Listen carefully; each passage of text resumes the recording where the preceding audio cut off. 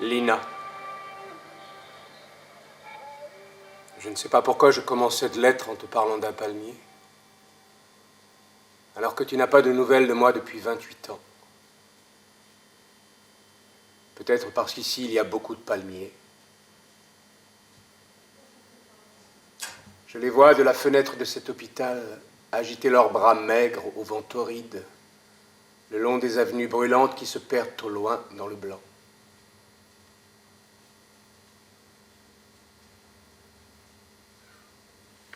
Devant la maison, quand nous étions enfants, il y avait un palmier. Peut-être que tu ne t'en souviens pas. Parce qu'il a été abattu, si ma mémoire est bonne, l'année où cet événement s'est produit. C'est-à-dire en 1953. L'été, je crois. Moi, j'avais 10 ans. Nous avons eu une enfance heureuse, Lina. Tu ne peux pas t'en souvenir et personne n'a pu t'en parler, car la tante qui t'a élevé ne peut pas le savoir. Si, bien sûr. Elle peut te raconter quelque chose au sujet de papa et de maman, mais elle ne peut pas te décrire une enfance qu'elle n'a pas connue et dont tu ne te souviens pas. Elle habitait trop loin là-bas dans le nord. Son mari était employé de banque. Il se croyait supérieur à une famille de gardes-barrières. Ils ne sont jamais venus chez nous. Le palmier a été coupé à la suite d'un décret du ministère des Transports dans lequel on prétendait qu'il faisait obstacle à la visibilité et pouvait provoquer un accident.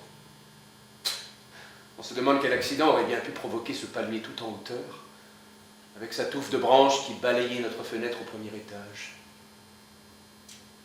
De toute façon, il a fallu l'abattre. Il n'y avait rien à faire. Le terrain n'était pas à nous.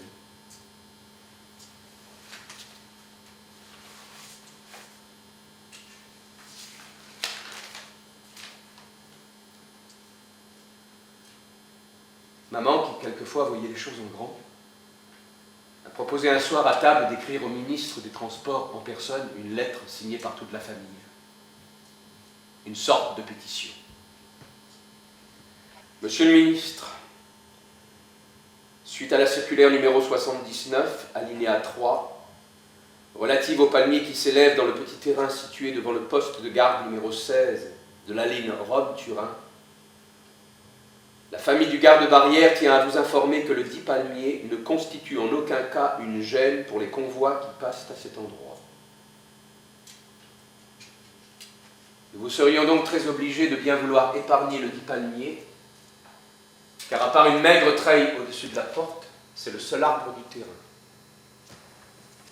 De plus, il est très apprécié des enfants du garde-barrière et tient plus particulièrement compagnie à notre fils, qui, en raison de sa santé fragile et souvent alitée, et peut au moins apercevoir dans le cadre de la fenêtre ces palmes, sans lesquelles il ne verrait que le ciel, ce qui engendre la mélancolie. Pour vous donner une preuve de l'affection que les enfants du garde-barrière éprouvent pour cet arbre, il suffit de dire qu'ils l'ont baptisé. Au lieu de l'appeler palmier, ils l'appellent Joséphine.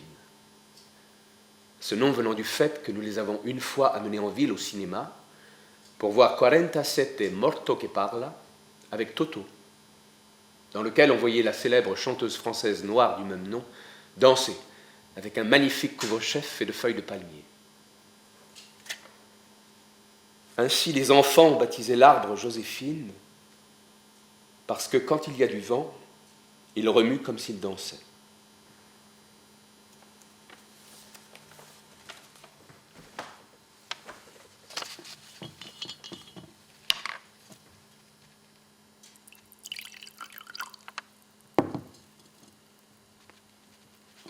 Cette lettre est une des rares choses qui me restent de maman. C'est le brouillon de la lettre que nous avions envoyée. Maman l'avait écrite sur mon cahier de rédaction et ainsi, quand j'ai été envoyé en Argentine, je l'ai emmenée avec moi. Tout à fait par hasard, sans le savoir, sans imaginer que par la suite, cette page serait un vrai trésor à mes yeux.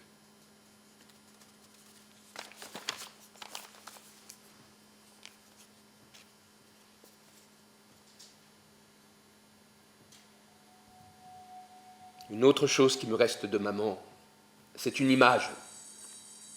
Mais on la voit mal sur cette photo qu'avait prise M. Quintilio, sous la tonnelle à la maison.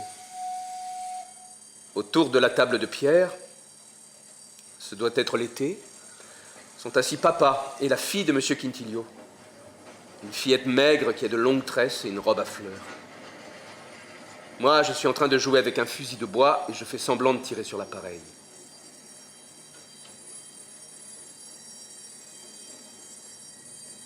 Maman sort de la maison en portant une soupière. Elle est à peine entrée dans l'angle de prise de vue que M. Quintilio a déjà fait clic. Elle a fait irruption par hasard dans le champ de l'appareil et en bougeant. Aussi est-elle de profil et un peu floue. Et on a de la peine à la reconnaître.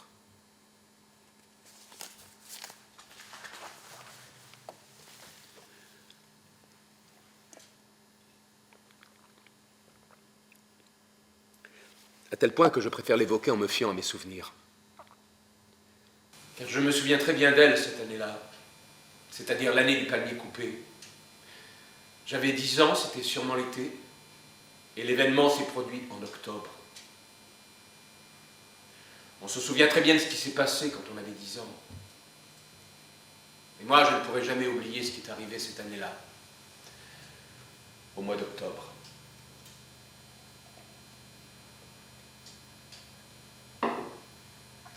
Mais revenons plutôt à M. Quintilio. Tu te souviens de lui? Il était fermier dans une propriété située à environ 2 km du passage à niveau où nous allions cueillir des cerises au mois de mai.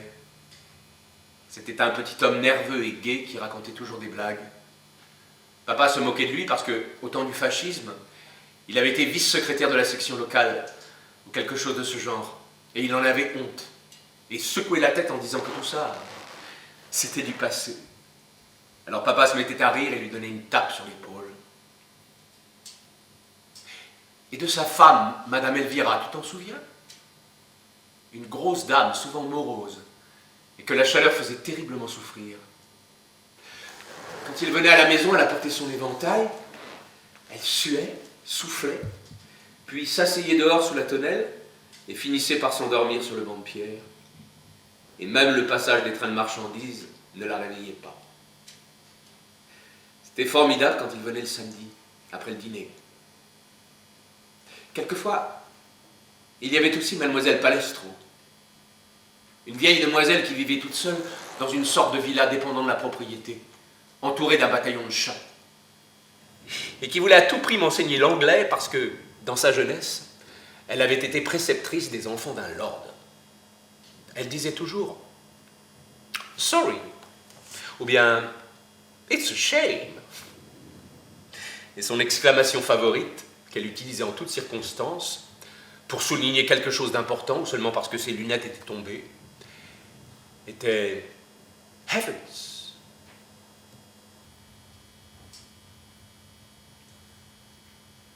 Ces soirs-là, maman s'asseyait devant son petit piano. Comme elle y tenait à ce piano. C'était un souvenir de sa bonne éducation, d'une jeunesse aisée, de son père qui était greffier, de vacances passées dans la Pénin Toscan. Comme elle nous les racontait, ces fameuses vacances. Et en plus, elle était diplômée en économie ménagère.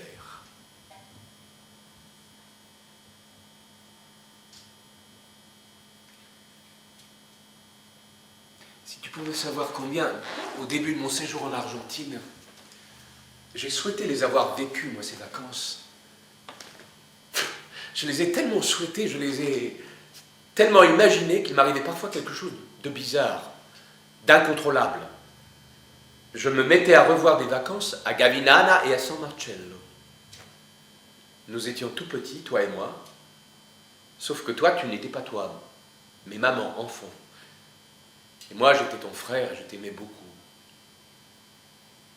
Je revoyais les jours où nous allions au bord d'un ruisseau, au-dessous de Gavinana, pour attraper des têtards. Toi, c'est-à-dire maman, en fait, tu courais tout le temps devant avec une épuisette en jacassant. « Courons, courons! Les têtards nous attendent !» Et je trouvais cette phrase vraiment très amusante. Elle me faisait mourir de rire. Je ne pouvais pas arriver à te suivre tellement je riais. Alors tu disparaissais dans le petit bois de châtaignier au bord du ruisseau et tu criais « Attrape-moi! Attrape-moi » À ce moment-là, je forçais l'allure et je te rejoignais. Je te prenais par les épaules, puis poussais un petit cri et nous glissions. Le terrain était en pente et nous commencions à rouler. Alors je te prenais dans mes bras et je te disais tout bas « Maman, maman, serre-moi fort, maman. » Et toi, tu me serrais fort. Pendant que nous roulions dans la pente, tu étais devenue maman telle que je l'ai connue. Je sentais ton parfum, j'embrassais tes cheveux. Tout se mêlait, l'herbe, les cheveux, le ciel.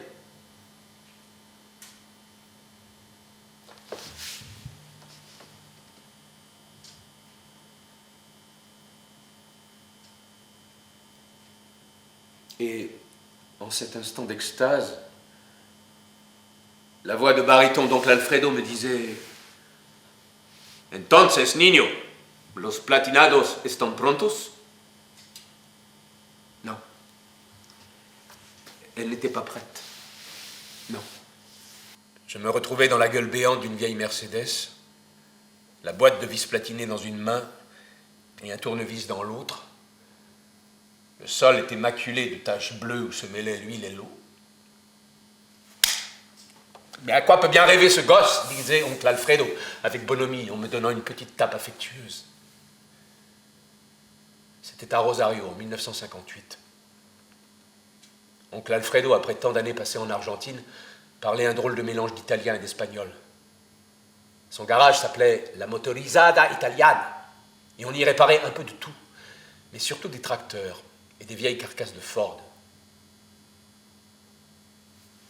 Comme en scène, il y avait, à côté du coquillage Shell, une tour penchée en néon qui ne s'allumait plus qu'à moitié, parce qu'il n'y avait plus de gaz dans les tubes et que personne n'avait jamais eu la patience de les changer.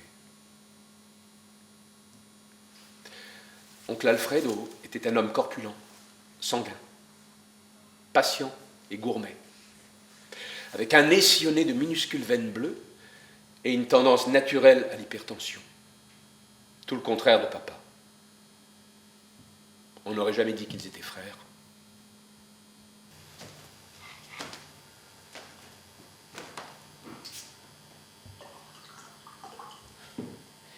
Mais j'étais en train de te parler de ces soirées à la maison, quand nous avions des visites, que maman se mettait au piano. Mademoiselle Palestro se pâmait quand on entendait les valses de Strauss. Mais moi, ce que j'aimais le plus, c'est quand maman chantait.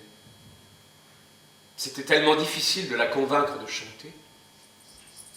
Prego, cantaci una canzone. Oh, sì. Ma non oso. Dai, Ma perché? prego, Dai, una dai, canzone, dai, no. dai, Sì, dai. per giornata, non ho più voce. Oh, ma che peccato, dai, non so. Dai, Sì, per prego. favore. Dai. Oh, grazie, oh.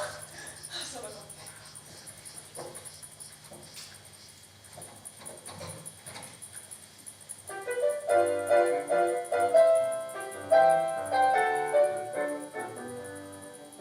Cose che fa andare la filanda e chiara la faccenda son quelle come me. E c'è che ci lascio sul telaio le lacrime del guaio di aver amato te. Perché eri il figlio del padrone, facevi tentazione e vieni insieme a te. Così, un sospiro d'uno sbaglio, son poi che aspetto un figlio e a chiedermi perché. Tu non vivevi senza me. Hai l'amore, prima sapevi il perché. Hai l'amore, che cos'è? Ensuite, maman jouait un interlude au piano, sans chanter. Mademoiselle Palestro demandait quelque chose de plus sérieux. Maman levait les yeux au plafond comme pour chercher l'inspiration ou réveiller des souvenirs. Ses mains caressaient le clavier. C'était une heure où il ne passait pas de train. Il n'y aurait pas de bruit pour nous déranger. Par la fenêtre grande ouverte sur la Marème, entrait le chant des grillons. Une phalène qui tentait vainement d'entrer venait battre des ailes contre la moustiquaire. Maman chantait une romance de Beniamino Gilli. Oh, begli occhi di fata.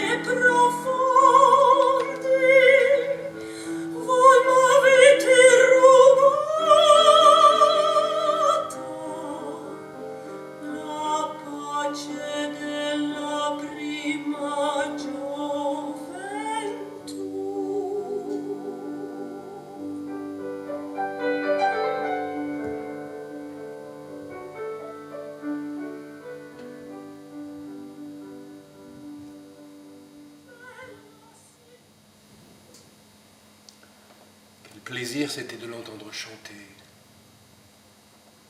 Mademoiselle Palestro avait les yeux qui brillaient. Madame Elvira en oubliait de s'éventer. Tout le monde regardait maman. Elle avait une robe bleu pâle, un peu vaporeuse. Toi, tu dormais dans ta chambre, tu ne savais pas ce qui se passait. Ces moments-là, tu n'as pas pu te les rappeler par la suite. Moi, j'étais heureux. Tout le monde applaudissait. Papa débordait de fierté. Il faisait la tournée avec sa bouteille de vermouth et remplissait les verres des invités en disant « Mais si, nous ne sommes quand même pas chez les Turcs !» Oncle Alfredo, lui aussi, utilisait tout le temps cette expression bizarre. C'était drôle d'aller lui entendre dire, au milieu de ses phrases en espagnol. Je me souviens, quand nous étions à table, il adorait les tripes à la mode de Parme. Il trouvait les Argentins idiots, parce que le seul morceau qu'ils aimaient dans le bœuf était le steak. Et tout en se servant abondamment dans la grande soupière fumante, il me disait « Anda a comer, niño! Non siamo mica a casa del turco !» C'était une phrase de leur enfance à papa et à l'oncle Alfredo. Qui sait à quelle époque lointaine elle remontait. Cela signifiait que l'on était dans une maison où l'on ne manquait de rien et dont le maître était généreux.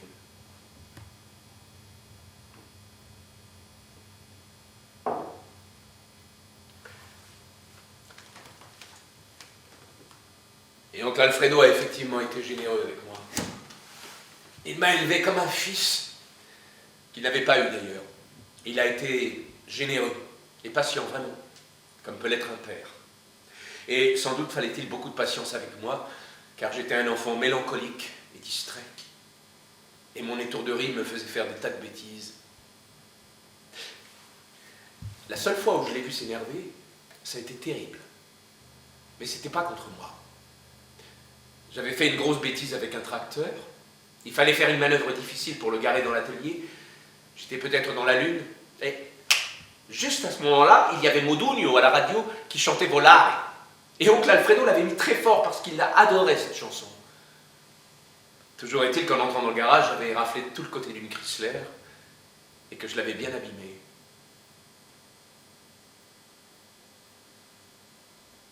Tante Olga n'était pas méchante. C'était une Vénitienne bavarde et grognon qui était restée obstinément attachée à son dialecte. On comprenait à peine ce qu'elle disait, tellement elle mélangeait le vénitien et l'espagnol. C'était catastrophique. Oncle Alfredo et elle s'étaient connus en Argentine. Ils n'étaient plus très jeunes quand ils avaient décidé de se marier, et on ne peut pas dire que ça avait vraiment été un mariage d'amour. Mais ils s'aimaient bien. Ils avaient de l'affection l'un pour l'autre, et tante Olga respectait son mari et était aux petits soins avec lui. Qui sait pourquoi cette phrase lui a échappé ce jour-là? Peut-être était-elle fatiguée, énervée. Elle avait perdu patience, mais le moment était mal choisi. Car oncle Alfredo m'avait déjà réprimandé. J'étais assez mortifié comme ça. Je ne levais pas les yeux de mon assiette. Et voilà que tante Olga a dit de but en blanc, mais sans vouloir me faire de peine, la pauvre. Comme ça. plutôt comme s'il s'agissait d'une constatation. C'est le fils d'un fou. Il n'y avait qu'un fou pour faire une chose pareille à sa femme. Alors j'ai vu oncle Alfredo se lever calmement, blême, et l'a giflé d'un revers terrible. Le coup a été si violent que tante Olga est tombée de sa chaise, et dans sa chute, elle s'est agrippée à la nappe qu'elle a entraînée avec tout ce qui était dessus. Oncle Alfredo est sorti lentement et est descendu travailler à l'atelier. Tante Olga s'est relevée comme si de rien n'était, s'est mise à ramasser les débris, à balayer, mis une nouvelle nappe parce que l'autre était dans un triste état, a remis le couvert et a crié du haut d'escalier: « Alfredo, à table !»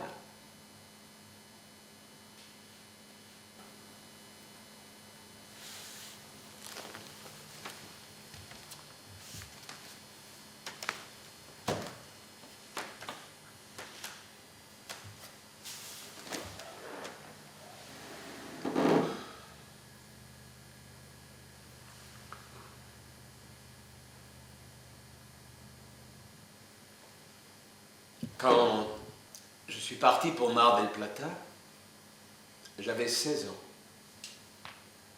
J'emportais cousu à l'intérieur de mon maillot de corps un rouleau de pesos et dans ma poche une carte de la pension Albano. Agua corriente, fria, caliente. Et une lettre pour le propriétaire. Un Italien ami d'oncle Alfredo, un ami de jeunesse. Ils étaient arrivés en Argentine sur le même bateau et ils étaient toujours restés en contact. Je devais aller dans un pensionnat tenu par des Salésiens italiens où il y avait un conservatoire de musique ou quelque chose de ce genre. C'est l'oncle et la tante qui m'avaient poussé à partir. J'avais terminé ma 3e, j'étais pas fait pour être garagiste, ça se voyait tout de suite. Et tante Olga espérait que la ville me transformerait. Je l'avais entendu dire un soir. Quelquefois, ses yeux me font peur. Qui sait ce qu'il aura vu, ce pauvre gamin? Qui sait de quoi il se souvient? C'est sûr que mon comportement avait de quoi inquiéter, je le reconnais. Je ne parlais jamais, je rougissais, je m'embrouillais, je pleurais souvent. Tante Olga disait que c'était toutes ces chansonnettes qui me faisaient du mal avec leurs paroles idiotes. Oncle Alfredo lui essayait de me secouer un peu en m'expliquant les arbres à cames et les embrayages. Et le soir, il cherchait à me convaincre de l'accompagner au Café Florida, où il y avait beaucoup d'Italiens qui jouaient au scopone. Mais je préférais rester à côté de la radio à écouter des émissions musicales. J'adorais les vieux tangos de Carlos Gardel, les sambas mélancoliques de Wilson Battista, les chansonnettes de Doris Day. En fait, j'aimais toute la musique. Peut-être valait-il mieux que j'étudie la musique si telle était ma vocation. Mais loin des prairies, dans un endroit civilisé. Mar del Plata était une ville fascinante, déserte pendant la saison froide et pleine de monde durant les mois de vacances, avec d'énormes hôtels blancs de style 1900 qui rendaient l'atmosphère triste à la morte saison. À cette époque-là, la ville était peuplée d'équipages exotiques et de vieux qui l'avaient choisi pour y passer leurs dernières années. Je suis resté 2 ans au conservatoire des Pères Salésiens. Avec le père Matteo, j'étudiais à l'orgue Bach, Monteverdi et Pierluigi de Palestrina. Et le soir, je rentrais à la pension Albano où le travail m'attendait, car la somme qu'oncle Alfredo m'envoyait chaque mois n'était pas suffisante. J'enfilais une veste que la signora Peppa faisait laver 2 fois par semaine, et je prenais ma place dans le comedor, une salle peinte en bleu pâle, où il y avait une 30aine de tables et des vues de l'Italie accrochées au mur. C'était M. Albano qui dirigeait la cuisine. Il savait faire les panzotti aux noix et les tenette al pesto. Et il était pourpéron. Il disait qu'il avait remis sur pied un pays de pouilleux. Et puis à l'entendre, Evita était une fée.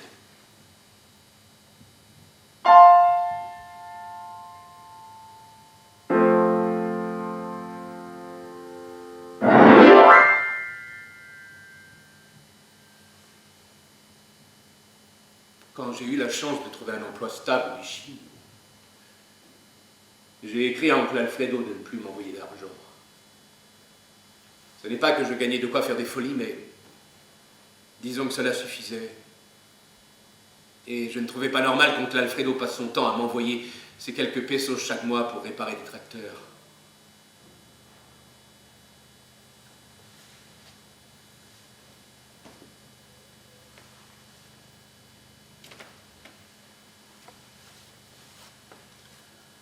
Au Bichinho.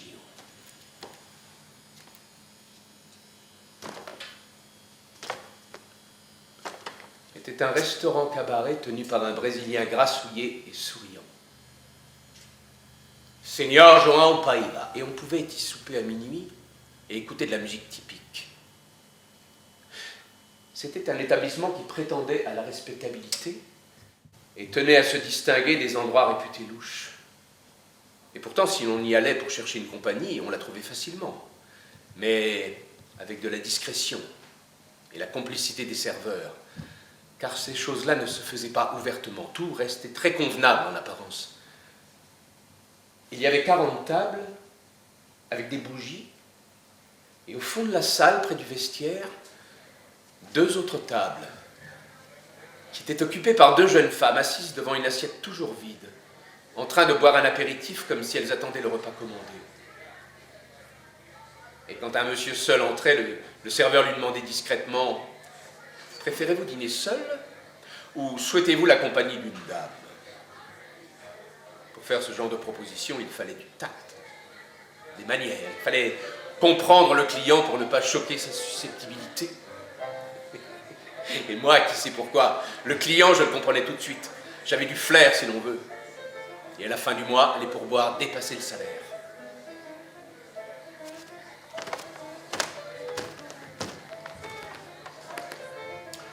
Le clou du spectacle, c'était Carmen del Rio.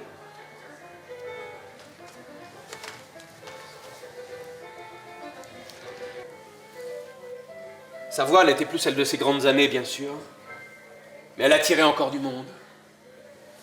Avec le temps, le timbre rauque qui la rendait si fascinante dans les tangos les plus désespérés s'était atténué, était devenu plus clair. Et elle cherchait en vain à le retrouver en fumant 2 cigares dans le spectacle. Mais ce qu'il y avait de plus spectaculaire chez elle, et qui à coup sûr faisait délirer le public, ce n'était pas tant la voix qu'un ensemble de ressources. Son répertoire,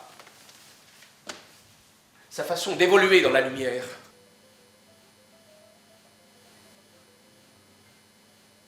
son maquillage, ses costumes de scène.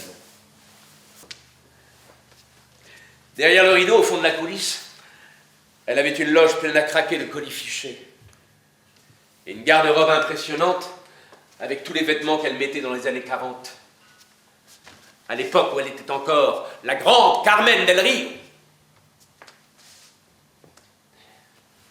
De longues robes de mousseline, de merveilleuses sandales blanches avec de très hauts talons de liège, les boas en plumes, les châles de chanteuse de tango, une perruque blonde, une rousse, et 2 brunes, avec l'arrêt au milieu, et un gros chignon, orné d'un peigne blanc, à l'andalouse.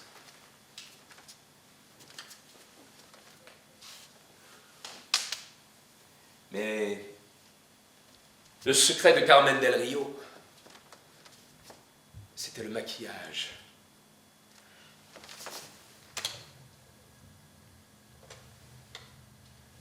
Elle le savait, passer des heures à se maquiller, sans négliger le moindre détail. Le fond de teint, les longs faux cils.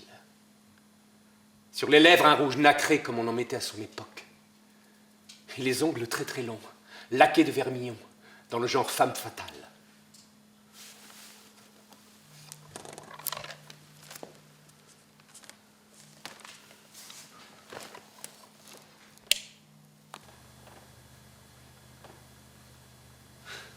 Elle m'appelait souvent pour que je l'aide. Elle disait que j'avais des doigts de fée et un goût exquis. J'étais la seule personne de l'établissement en qui elle avait confiance.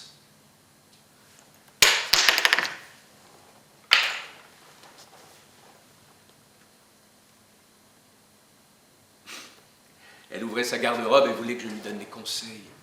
Pour les tangos, elle savait quoi mettre. Mais c'est moi qui choisissais pour les chansons pathétiques. D'habitude, je jouais sur le clair, avec des robes vaporeuses, dans les teintes pastel. Je ne sais pas. Abricot, par exemple. Une couleur qui lui allait à ravir. Ou bien mauve pâle. Une nuance que je trouvais incomparable pour Ramona. Ensuite, je lui faisais les ongles, puis les cils. Elle fermait les yeux et s'allongeait sur le petit fauteuil, la tête abandonnée sur le dossier. Et elle me disait tout bas, comme si elle rêvait: une fois, j'ai eu un amant délicat comme toi.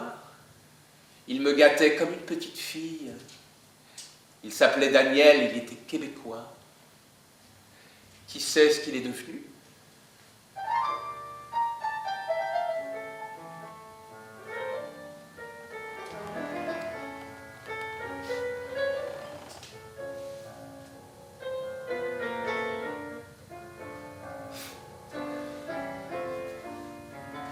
De près, son maquillage, Carmen marquait bien son âge. Mais sous la lumière des projecteurs, une fois que je l'avais fardée, elle était encore royale. Je ne lésinais pas sur le fond de teint et le fard, bien sûr. Et comme poudre, je l'avais obligée à prendre un guerlin très rose, à la place de ces marques argentines trop blanches, qui faisaient ressortir ses rides. Le résultat était éclatant. Elle m'en était reconnaissante et disait que je la rajeunissais.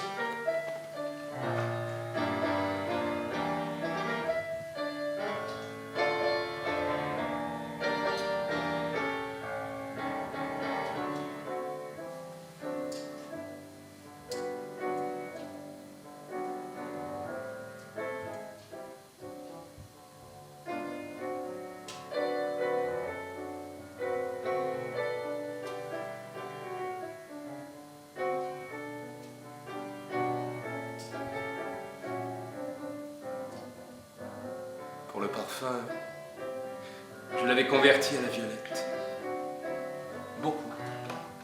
Beaucoup de violettes. Et au début, elle avait protesté, disant que la violette était un parfum vulgaire, bon pour les gamines. Elle ne savait pas que c'était justement ça qui fascinait le public. De voir une vieille beauté fanée qui chantait le tango fardé comme une poupée rose. C'était cela qui créait le pathétique et faisait venir les larmes aux yeux.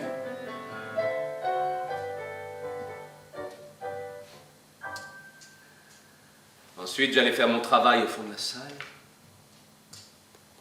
J'évolue entre les tables d'un pas léger. Más carabineros a la plancha, señor. Le gusta el vino rosado, señorita. Je savais que tout en chantant, Carmen me cherchait des yeux. Et quand avec le briquet d'or du patron, j'allumais la cigarette qu'un client venait de porter à ses lèvres, je tenais un instant la flamme à hauteur de mon cœur. Je remarquais alors que sa voix vibrait plus fort et devenait plus chaude. Elle avait besoin d'être encouragée, la vieille et merveilleuse Carmen. Sans elle, Ubichinio n'aurait pas existé.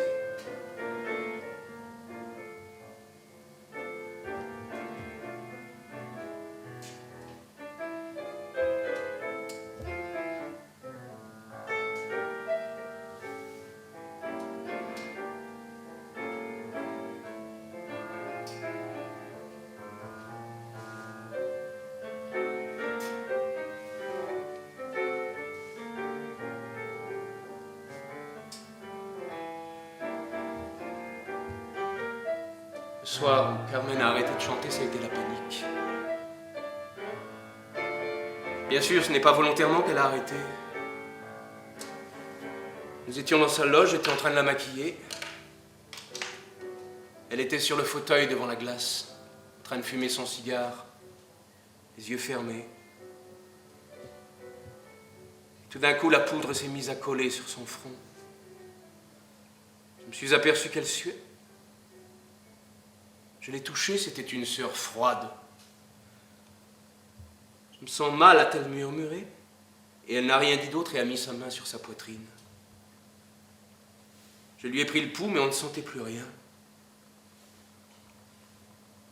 Je suis allé appeler le chef de salle. Carmen tremblait comme si elle avait la fièvre. Mais elle n'avait pas de fièvre. Elle était glacée.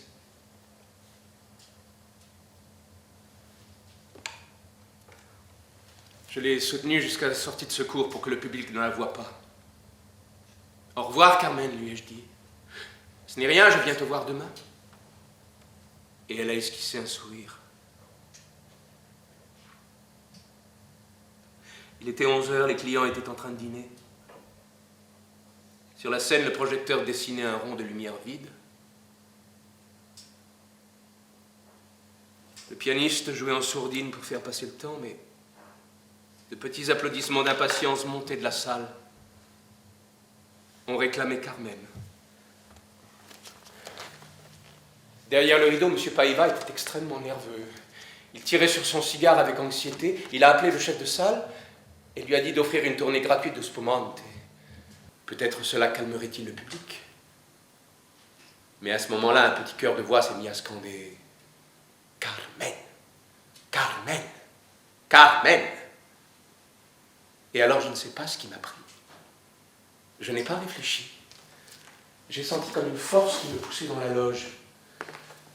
J'ai allumé les lampes autour du miroir. J'ai choisi une robe très moulante, pailletée, avec une fente sur le côté, dans le genre faussement vulgaire. Des chaussures à talons très hauts. Des gants de soirée noirs couvrant la moitié du bras. Et une perruque rousse, longue et bouclée. Les yeux, je les ai maquillés lourdement avec un fard argenté. Et pour les lèvres, j'ai choisi un rouge très léger, un abricot mat.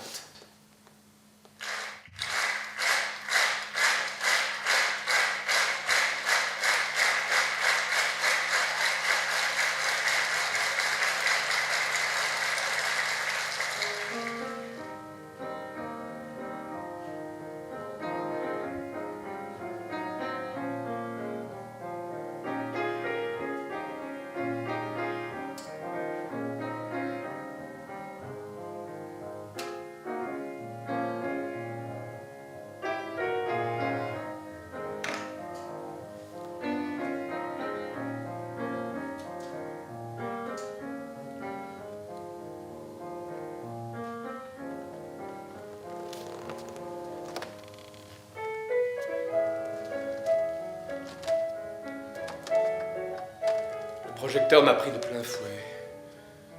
Le public a cessé de manger. Je voyais tous ces visages qui me fixaient. Les fourchettes étaient restées en l'air. Ce public, je le connaissais, mais je ne l'avais jamais vu de face, disposé ainsi en demi-cercle, comme prêt à attaquer. When I was just a little girl, I asked my mother, what will I be? Will I be pretty? Will I be rich?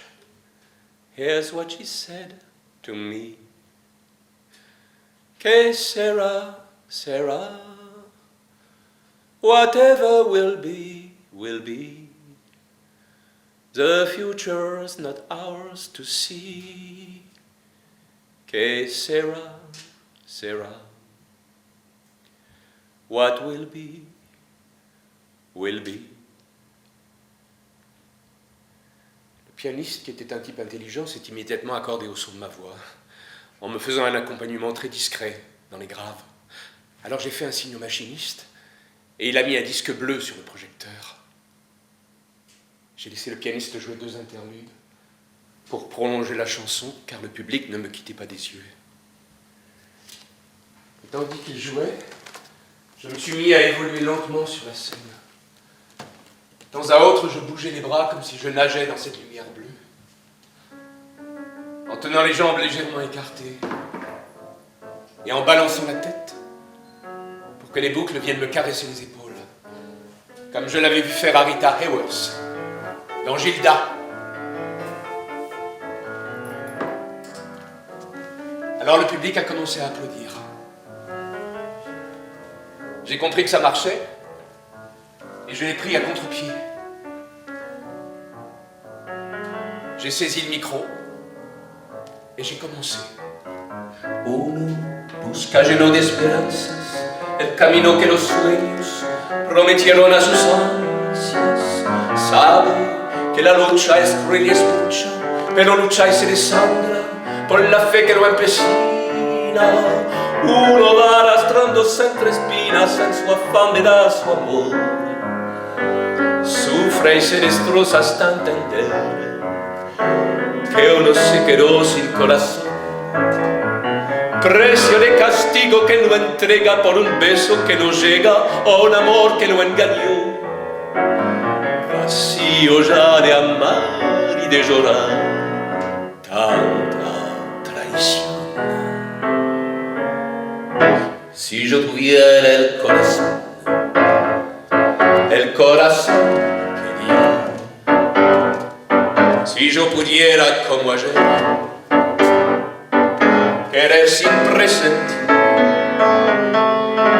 es posible que a tus ojos que me gritan su cariño los cerrará con mis besos, sin pensar que eran como esos otros oros los perversos los que hundieron mi vivir. Si yo tuviera el corazón querido, si olvidara la que ayer lo destrozó y pudiera amarte, me abrazaría a tu ilusión para llorar tu amor. Avant même la fin des applaudissements, pour ne pas laisser l'enthousiasme s'atténuer, j'ai commencé a cercate mas en frottant le micro contre mes lèvres. Et ensuite, j'ai attaqué volare sur un rythme de cha-cha-cha, en roulant des hanches et invitant le public à m'accompagner en frappant des mains. Quand je chantais « Volare », un chœur me répondait « Oh !» et moi de reprendre « Cantare » et eux « Oh !» Dans la salle régnait le chaos le plus total. Les hommes s'étaient levés pour applaudir. Un vieux monsieur qui portait une veste blanche m'a lancé un œillet. Un officier anglais d'une table de la première rangée est monté sur scène et a voulu m'embrasser. Je me suis échappé dans la loge. Je me sentais délirer d'excitation et de joie. J'éprouvais une sorte de frémissement dans tout le corps. Je me suis enfermé à l'intérieur, le souffle court, et je me suis regardé dans la glace. J'étais belle, j'étais jeune, j'étais heureuse. J'étais là sur le fauteuil de Carmen, je pleurais de bonheur, et j'entendais le public qui scandait « Nombre, nombre !» Monsieur Paiva est entré, il était stupéfait et rayonnant. Il avait les yeux qui brillaient. « Il faut que tu sortes dire ton nom, nous n'arrivons pas à les calmer. » Alors je suis ressorti. Le machiniste avait mis un projecteur rose qui m'inondait d'une lumière chaude. J'avais encore une chanson qui se pressait au fond de ma gorge.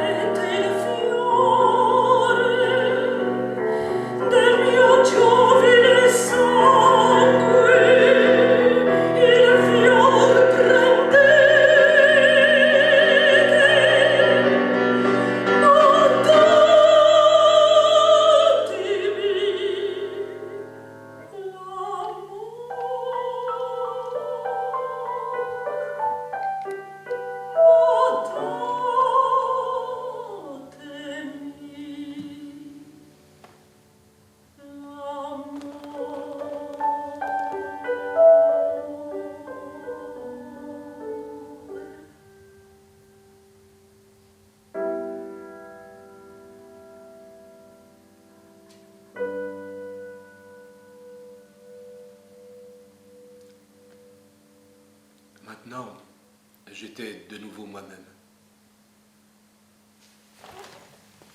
Et quand les applaudissements prolongés se sont atténués, j'ai murmuré dans le micro un nom venu spontanément sur mes lèvres.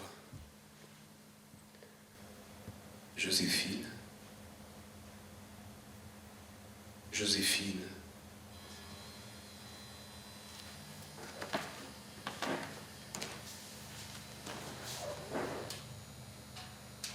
Lina.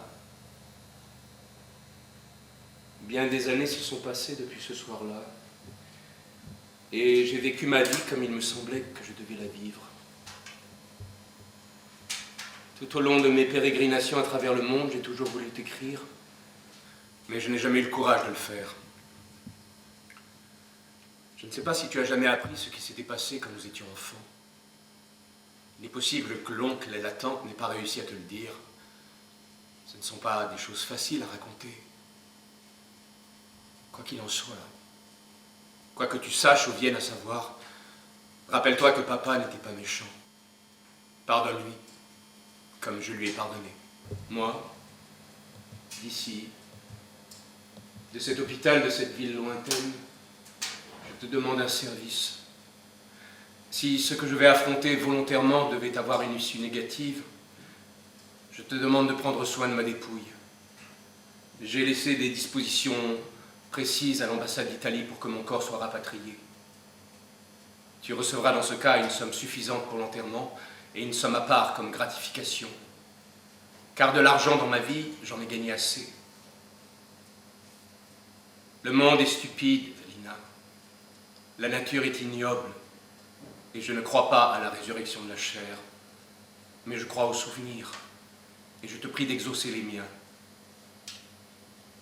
À 2 kilomètres environ de la maison de garde-barrière où nous avons passé notre enfance, entre le village et la propriété où travaillait M. Quintilio, il y a un petit chemin au milieu des champs, qui autrefois était signalé par le panneau Turbines, parce qu'il conduisait à la pompe de drainage des marais. En le prenant, après les écluses, à quelques centaines de mètres d'un groupe de maisons rouges, on arrive à un petit cimetière. C'est là que repose maman. Je veux être enterré à côté d'elle. Je ne veux pas de date. Et ne fais pas mettre d'inscription sur la plaque, je t'en prie. Rien que le prénom. Mais pas Ettore. Le prénom par lequel je signe cette lettre, avec l'amour fraternel qui me lie à toi. Ta Joséphine.